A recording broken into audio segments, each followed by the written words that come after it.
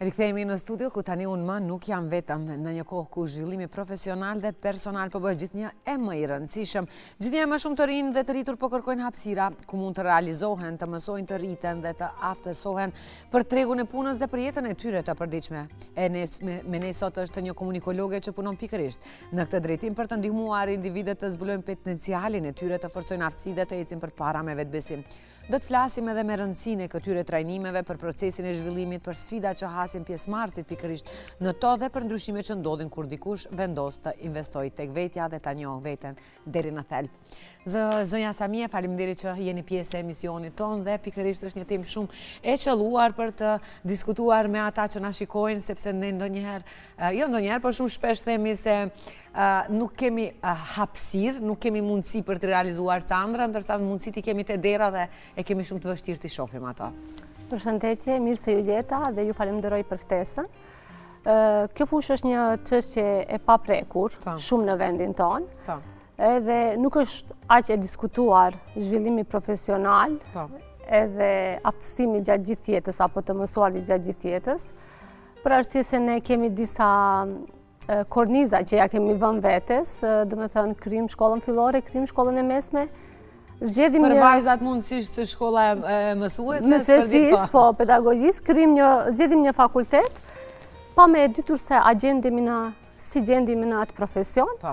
Edhe çka më tej, të gjithë kërkojmë një punë, të gjithë lipim një punë të përshtatshme, nuk arrim ta gjejmë, frustrimi krijohet tek ne, pakënaqësitë, gjithmonë ankesa, edhe kështu domethënë vazhdon me radhë. Të ndërlidhem pak një pyetje, a mendon se edhe tabu temat edhe ato paradokset që i kemi ne si shoqëri luajnë rol që njerëzit mos të eksplorojnë më shumë, po të shkojnë në atë sistemin shabllon, siç e the edhe ti, vajzat këtu, djemt këtu, sepse ta kemi një jetë duhet të martohet, të krijon familje, edhe më rehate ka më letë është jesh nën edhe mësuese, ose hipotetikisht e morëm vetëm si ajo është edhe pse domethënë shoqëria jon gjendet tani në këtë udhkryq.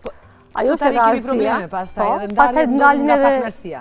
Dalin dhe shumë pengesa gjatë realizimit profesionit, për arsye se disa njerëz nuk e duan atë profesion, nuk e din as pse kanë zgjedhur atë profesion, nuk e din as pse gjenden aty, mirë po nga dikimi shoqëror, nga pritshmëritë që ka shoqëria, familja dhe rrethi për atë person, ai zgjedh atë profesion. Edhe atë profesion do e bëj vetëm për ta marrë një pak mujore dhe asnjëherë nuk do ketë satisfaksion në punë.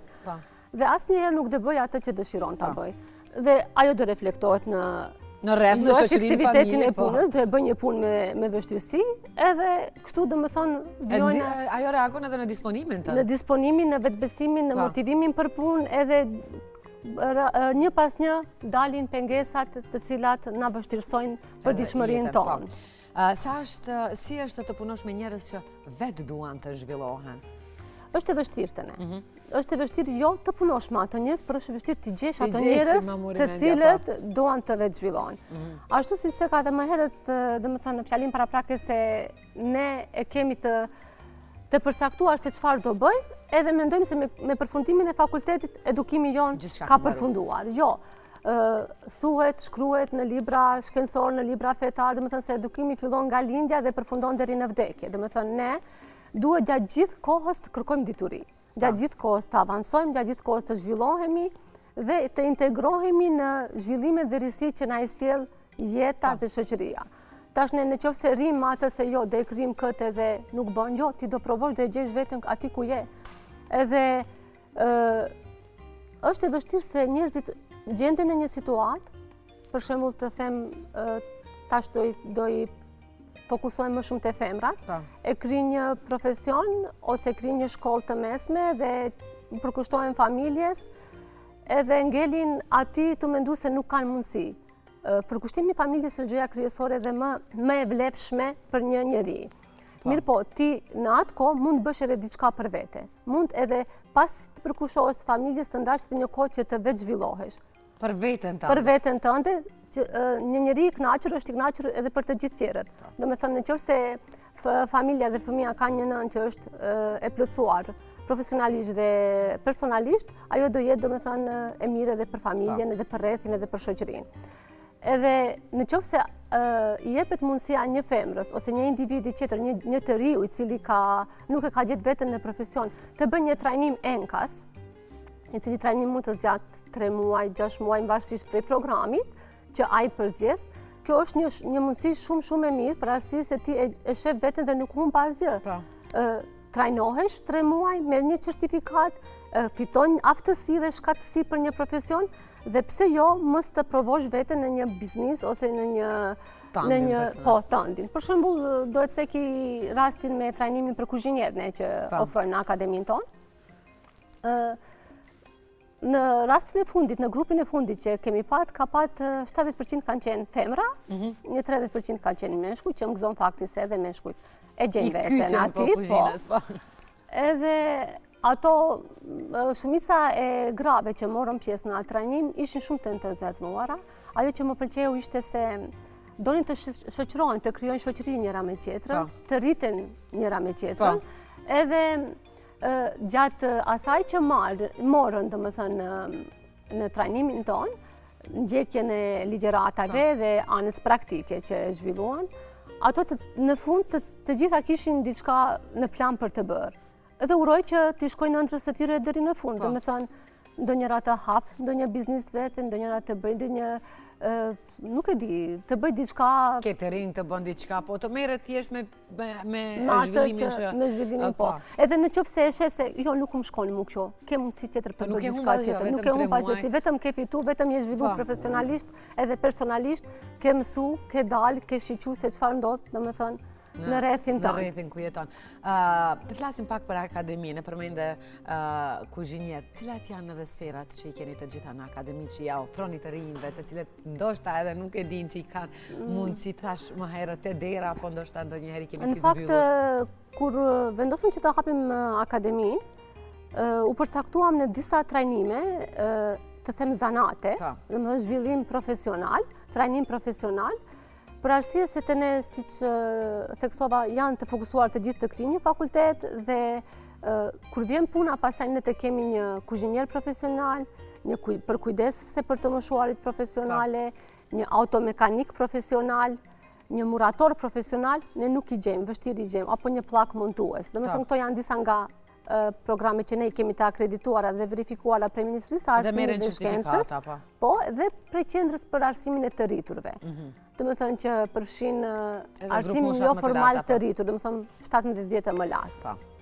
Dhe këto janë disa nga zanatet që ne i ofrojmë në akademinë tonë, edhe që të rrit ka shumica që edhe e bëjnë, për shembull në programin e fundit për hekurlidhës, shumica e pjesëmarrësve në trajnim e bënin atë punë.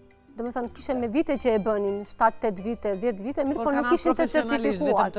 Po, nuk ishin të certifikuar për ato, domethënë nuk kanë njohuri teorike për ato. E bëjnë, mirë, po as nuk e dinë se si është në teori. Dhe kjo, domethënë, u ndihmon atyre shumë që të ma lehta punojnë punën e tyre dhe ta sqarojnë se çfarë kanë bërë. Edhe të profesionalizohen ato. Domethënë ato pastaj mundin të mësojnë edhe kolegu, gjeneratave të reja, praktikantëve të ri, kështu që shumica erdhën dhe me entuziazëm me ndoqën në trajnimin, edhe morën atë që domethënë vetëm e dinin, po duheshin ta vërtetojnë me njohuri, domethënë certifikate. Si është struktura e një trajnimi? Çfarë përfshin dhe sa zgjat? Trajnimi është ndarë me orë praktike dhe teorike, zakonisht përfshin një muaj teori dhe 2 muaj praktik. Praktika bëhet në vendet ku realizohet puna, domethënë në ndërtimtari, në programin për kuzhinier bëhet në hoteleri, në restorante që me të cilët ne kemi marrëveshje dhe bashkëpunim. Ajo e teorisë ligjërohet nga një profesor adekuat, merren materiale mësimore, marrin skripta, marrin anë të PowerPoint-it ose prezantime, slajdeve që bën profesori, ato kanë mundësi që të ndjekin ligjëratën, ndërsa muajt që i kanë dhe orët që i kanë në praktik e ndjekin në vendin e punës, në të cilën kanë mundësi edhe ta tregojnë veten më shumë. Ata të cilët të nxënësit, i themi nxënësit që vinë në akademinë tuaj, ca e përmendet se e dinë më veç se punën, vetëm kanë ardhur që në mënyrë teorike ta mësojnë atë që veç se e praktikojnë, po ca ka sigurt edhe që duan të fillojnë nga zero. Shumica janë që duan të fillojnë nga zero. Çfarë ndodh me vetbesimin atyre kur janë në krahasim me këta që dinë diçka, se a luan rol edhe vetbesimi në marrjen e këtij veçzhvillimi? Patjetër që luan rol. Pasi njëherë ato duhet ta kenë motivimin se duan të bëjnë diçka. Pastaj unë gjithë atyre që vinë ju them diçka, nuk do me thënë se ju duhet të bëni profesionist kësaj fushe. Nuk do me thënë se ju duhet me patjetër ta bëni këtë. Mirë po provojnja dhe shifnja vete njëherë, ku gjendeni, si gjendeni, edhe mund ta keni vetëm hobi, mund ta bëni vetëm për kënaqësi, mund të vetëm të fitoni aftësi dhe shkatësitë tuaja. Jo domosdoshmërisht ti obligohesh që të bësh në jetën atë profesion. Edhe unë mendohem në këtë mënyrë që të motivoj edhe ato të reja që vinë, domethënë që nuk kanë asnjë njohuri për atë, paktën do e keni shkatësi dhe aftësi jete. Në qoftë se merrni domethënë me atë investimin minimal që bëni të kohës tuaj, edhe slogani domethënë edhe parulla e Akademisë tonë është investo në të ardhmen tënde, domethënë investo në veten tënde, investo në të ardhmen tënde, se ti ndoshta në atë moment duket diçka shumë pak, mirë po nuk e dihet kur njet kur të vinë në punë dhe kur të hinë në punë ajo që ti ke mësuar më herët. Ndoshta unë gjatë studimeve të mia në shkencat e komunikimit edhe pastaj në menaxhim dhe udhëheqje të arsimit në magjistraturë, nuk e kam ditur se shumë njohuri që aty për aty nuk kam kushtuar vëmendje ose rëndësi do më hinë në punë shumë vite më vonë. Ja për shembull si është rasti tani me këtë akademinë që unë hapa, edhe menaxhim dhe udhëheqje arsimit se kam ditë se do më hinë punë këtu, për arsye se hapësira boshllëku që ne e kemi në arsim, kemi shumë, mirë po atë që unë e vrej është se orientimi i trive në profesionin e duhur. Domethënë te ne na mungon ajo që në shkollë fillore nuk seleksionohen fëmijët për çfarë kanë aftësi. Okej, është herë. Të vazhdojmë në shkollë të mesme. Përsëri në shkollë të mesme, domethënë duhet të kemi një testim, një seleksionim dhe jo domosdoshmërisht ne ti udhëzojmë ato që të shkojnë në profesione që ato kanë parapar. Duhet ta shohim ku e gjejmë veten. Dhe unë mendoj se duhet futet kjo, tash nuk e di si do quhet, do jetë trajnim, do jetë udhëzim, do jetë orientim i karrierës tek të ri. Domethënë që të bëhet një seleksionim, një testim, një verifikim njohurish, të cilat të shohin se për ku duhet të drejtohen. Më shumë i përshtatet. Se për shembull një vajzë e cila e ka të ngulitur në mendje se shoqëria pret prej saj që të bëhet mësuese për arsye se ka një orar më të lirë për të përkushtuar familjes, ka më shumë pushime dhe detyrohet të bëjë atë profesion, nuk do e bëj punën me dinjitet. Ne kemi shumë raste të tilla, të cilat mund t'i them se nga përvoja ime edhe me kontaktin me nxënësit dhe me shkolla që kam nga sfera tjetër që punoj si botuese dhe revistash dhe materiale për fëmijë, e shoh se nuk e punojnë punën me zell, nuk e punojnë punën me dinjitet. Se po ndodh një gjë tjetër. Edhe pse duhet ta bësh një punë pa dashuri ndaj punës? Fiks. Pse duhet ta bësh? Atëherë ajo do ishte shumë më suksesshme nëse punonte parukere, nëse punonte kuzhinjere dhe hapte në restorant vetin, domethënë mund ta gjente veten në rroba qepse, dizajnere rrobash, pse jo? Domethënë mund ta gjente veten në një fushë tjetër. Pse duhet me patjetër të bëhet mësuese vetëm pse ka pritshmëri shoqëria dhe rrethi prej saj dhe ta bëj punën pa vullnet, sa për ta kryer dhe me atë humbin gjeneratat. Domethënë ka gjenerata që e pësojnë. Sidomos në mësimdhënie, po. Unë e vlerësoj profesionin e mësuesisë, edhe mendoj se ajo është i shejtë. Mjekësia dhe mësuesia janë dy profesione të cilat duhet t'i bëjnë njerëzit vetëm që i duan, domethënë jo të detyruar. Se prej aty lindin shumë pasoja tjera shoqëria. A shef ti realisht ndryshime të prekshme tek pjesëmarrësit nga fillimi deri tek fundi? Po, patjetër që po. Domethënë janë të dukshme ndryshimet. Më pëlqen se ndonjëherë edhe ato më në moshë, domethënë jo vetëm të rit, po mosha e mesme, domethënë 40, 45 vjeçare, 38 vjeçare, domethënë kanë interesim edhe dëshirojnë të ndjekin, janë të rregullt në ndjekjen e ligjëratave. Pyesin se çfarë në testime janë aktiv, kërkojnë materiale shtesë për të mësuar dhe kjo më bën përshtypje se domethënë ka elan dhe vullnet për punë. A keni ndonjë rast ku ndonjëri nga të gjitha ka hapur ndonjë biznes dhe ju, apo ka filluar ndonjë punë dhe ju e dini tani më dhe jeni shumë krenar në ndonjë moment takmë? Jo, deri tash nuk kam se kam mbajt kontakt pas me klientët. Mos ju ka informuar, po. Mirë po, nuk e di, më thënë, ndoshta mund të ketë ndonjë të atill. Do të dëshiroj të seki edhe diçka tjetër që për fat të keq nuk është diçka pozitive. Shumica e të rive që dëshirojnë të marrin një certifikat, të marrin një trajnim, pyesin a mund të përkthehet në gjuhë të huaj, të notarizohet dhe të ikin jashtë. Domethënë, kjo më prek për arsye se ato që marrin një trajnim edhe profesionalizohen në një fushë, në një drejtim, dëshirojnë që të gjejnë veten diku jashtë. Domethënë është edhe kjo ajo që më ka ra më shumë në si, se sa një që ka hap biznesin këtu. Pse ndodh largimi? Se edhe jashtë i kanë të trajnime, më duket, nëse nuk jam gabim edhe në vendet e jashtme? Po, kjo në vendet e jashtme është shumë e zhvilluar. Po. A që zhvillimi profesional, dhe me thënë, zanatet janë në një sferë shumë e zhvilluar, shumë e gjerë. Nuk do me thënë që a që për të kri një fakultet ka kritere qera. Dhe jo çdo kush i futit asaj rruge. Për atë edhe vinë tek neve këtë studioj. Po, mirë po, ki fakti që ato shkojnë jashtë, kërkojnë një certifikat, një trajnim, ndjekin 3 muaj dhe në fund përgatiten për të dalë jashtë, është shkaku i jo profesionalizmit të ne, shkaku i problemeve dhe katrahurës në të cilën ndodhemi për moment. Fatkeqësisht. Përmendet para se praktikën e bëni edhe me bizneset e ndryshme me të cilat bashkëpunoni. Bizneset në fillim kur ju treguat idenë inovative për të hapur një akademi të tillë ku të rinjve, jo vetëm, do u jepet hapësira për të gjetur veten.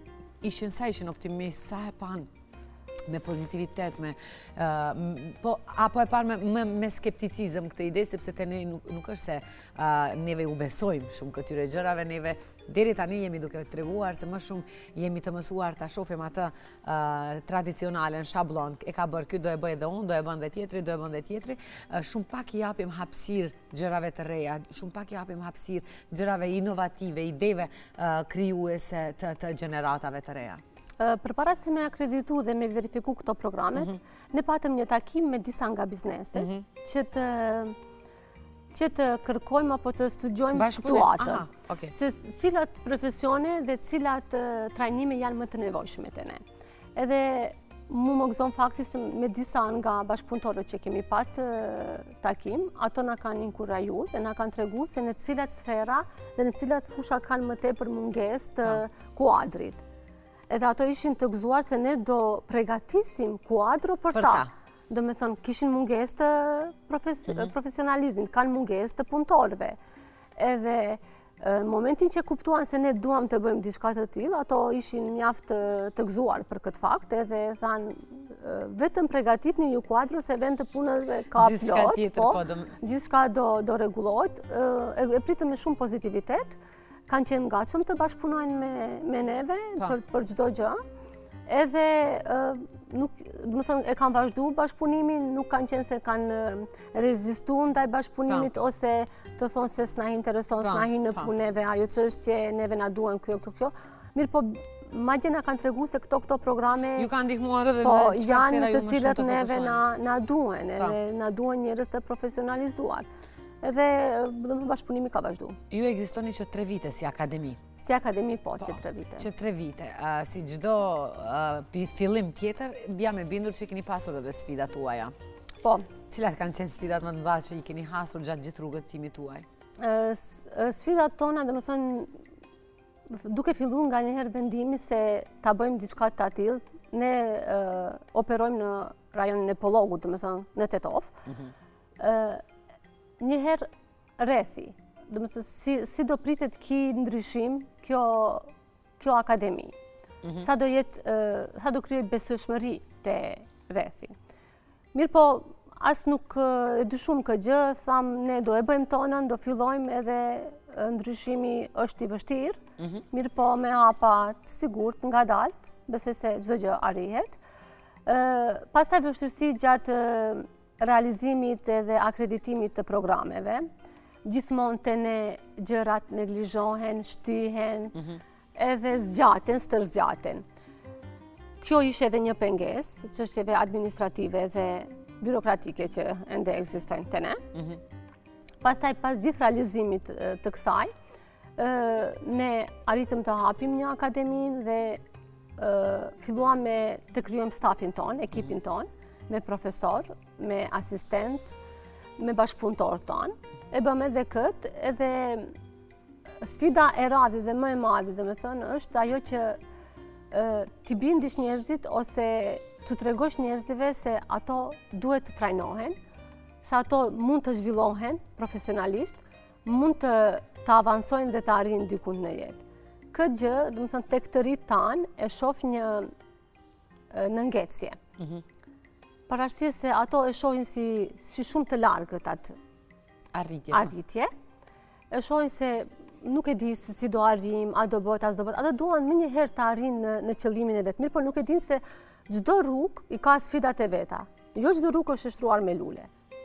Domethënë, ne të gjithë për të arritur diku kemi bërë diçka, kemi sakrifikuar diçka. Dhe këtë duhet ta bindim veten të ri se duhet të punojnë. Domethënë, duhet të bëjnë diçka, të investojnë, të mësojnë, Kjo është edhe sfida që vazhdon, nuk është se vetëm e kemi kalu, po vazhdon të jetë. Të rit gjithmonë paraqiten të për punësim si të papunë, mirë po kur u jepet mundësia që të trajnohen ose të punojnë, ato nuk duan ta bëjnë.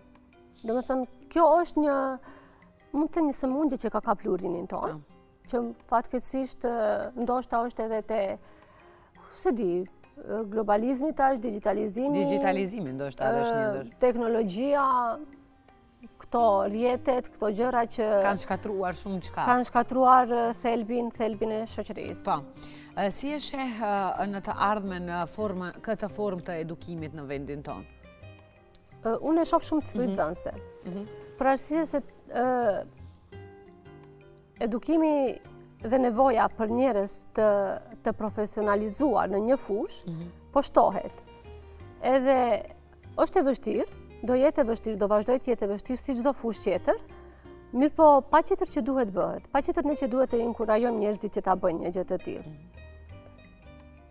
Nuk do me thënë se do mbushen vendet e punës, do dalin gjeneratat në penzion, do krijohen, mirë po aq shumë njerëz sa që shkojnë dhe studiojnë, jo çdo kush do të ketë një vend pune, ose jo çdo kush e meriton atë vend të punës. Kur nga ana tjetër ne kemi deficit të vendeve tjera, të profesioneve tjera. Dhe unë mendoj se kjo një riorganizim i sistemit arsimor të ne në vend, do të sjell benefitet e saj. Keni menduar ndonjëherë ta përhapni rjetin edhe në qytete tjera? Po, e kemi menduar, mirë po është ende herët. Si akademi shqiptare në Maqedoni, mos them jemi shumë pak. Në Shkup nuk kam dëgjuar ndonjë akademi të tillë shqiptare përveç edhe unë deri tani mos gabohem. Kemi të interesuar mjaft për Shkupi që na lajmërohen dhe dëshirojnë për shkaku i rrugës, distancës, edhe janë ende në atë pritje se çfarë do bëjnë, do ndjekin trajnimin ose jo. Ne mundohemi të paktën pjesën praktike të realizojnë në Shkup që mos të enden, po, vetëm një muaj.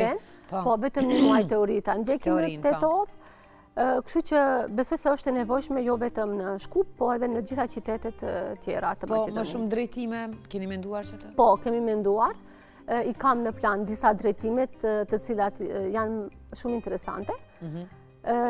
Edhe shoh se në disa qytete të Maqedonisë, për shembull Manastiri, Velesi, funksionojnë këto drejtime, edhe funksionojnë këto lloje të trajnimeve. Ndërsa ne sikur pak i kemi lënë anash. Unë do doja këtu të ceki se në këtë lloj trajnimeve që ne ofrojmë, nuk e bëjmë vetëm zhvillimin profesional, mirë po ne edhe personal.